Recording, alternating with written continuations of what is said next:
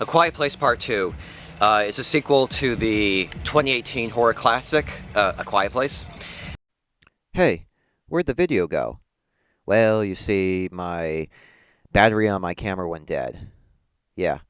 Well, have no fear, we'll still continue on with the review, just in audio-only format. So let's resume. A Quiet Place Part 2 was originally supposed to be released on March 20th, 2020, but was shelved due to the COVID-19 pandemic. About a year later, on Memorial Weekend of 2021, it was finally released in theaters. And what perfect timing! I believe that this is the first sort of wide theatrical release since the COVID-19 pandemic. And if this isn't the first wide release since the pandemic, I'm certain it's the first film to play in theaters near where I live. So I think that ought to count.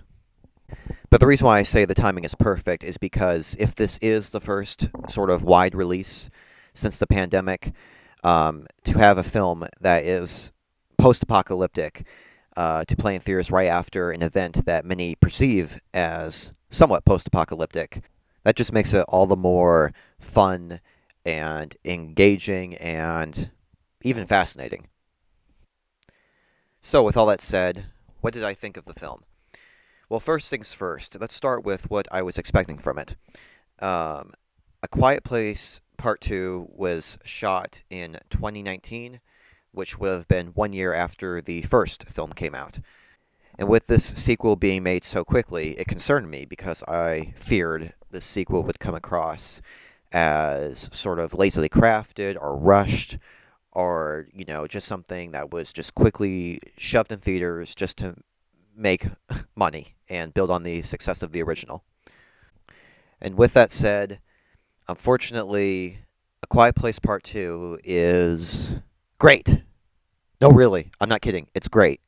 Despite one sort of minor flaw I had with the film, everything else is ambitious and clever and thoughtful. It just benefits. The whole film just benefits from a sharp script and very ambitious direction by John Krasinski. It's thrilling, it's suspenseful, it's definitely scary. In fact, I would even say scarier than the first film, which is something to say because I found the first Quiet Place to be probably the scariest PG-13 horror film ever made. With this one being PG-13 and scarier, this now takes the cake on that. Part 2 is a consistently nerve-wracking and heart-pounding cinematic experience. Emphasis on the word cinematic because this film, like the first one, must be not just seen in a theater, but experienced in a theater. Something that I had low expectations for were the creatures. And the reason why I had low expectations is because I feared, no pun intended, that the creatures wouldn't be as scary as they are in the original. Kind of the reason why I had this mindset is because from the trailers, you kind of get the vibe that the creatures are going to be shown much more often than they are in the original. And that ended up being true. However, despite them being frequently shown, they are just as frightening, just as vicious, just as violent, just as menacing as they are in the original, if not more. And like I said, I do believe Part 2 is scarier than its predecessor. And the depiction of the creatures definitely did not disappoint in that aspect. Something else I should mention is sort of what these two installments remind me of. Part 1 reminds me of Alien, and Part 2 reminds me of Aliens. And the reason why I say this is because Alien is the straightforward sort of suspense horror film, whereas Aliens is much more of an action film.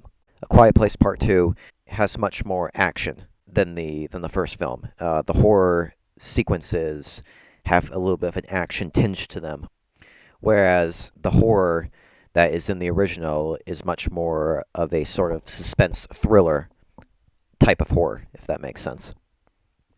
As a sequel, it has a nice balance of explaining some aspects of the story and also while also keeping other things a mystery, which I thought was actually perfect.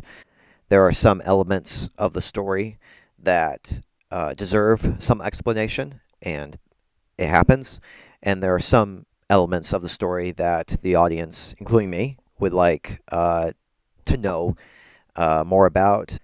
But the filmmakers wisely limit themselves and they realize that less is more, and it makes for an all more engaging and exciting experience. Nevertheless, the film wonderfully builds upon its predecessor, and it even has more psychological depth and humanity than the first film. And the first film had quite a bit of that too. So everything about this film is pretty much great, from the acting to the directing to the script to the story and to its scares. It's a sequel that fires on all cylinders and is beyond satisfying. A Quiet Place Part 2 gets 4 out of 4 stars.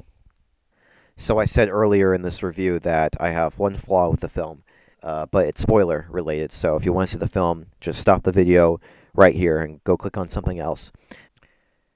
So the flaw I have with the film, it's the ending, and it's not that I think the ending is bad. No, not at all.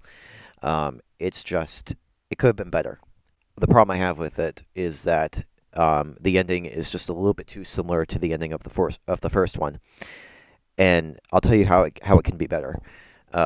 In part 2, we find out that the creatures have another weakness, and that weakness is they can't swim.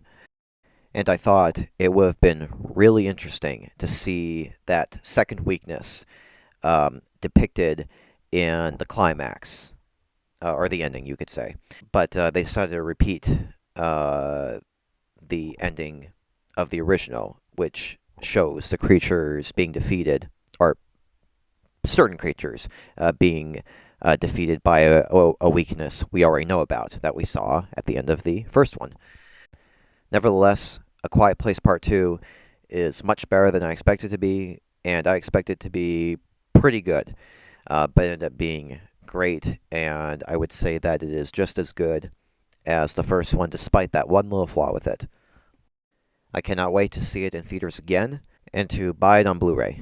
Not much else to say, but cinema is back, and COVID did not kill it.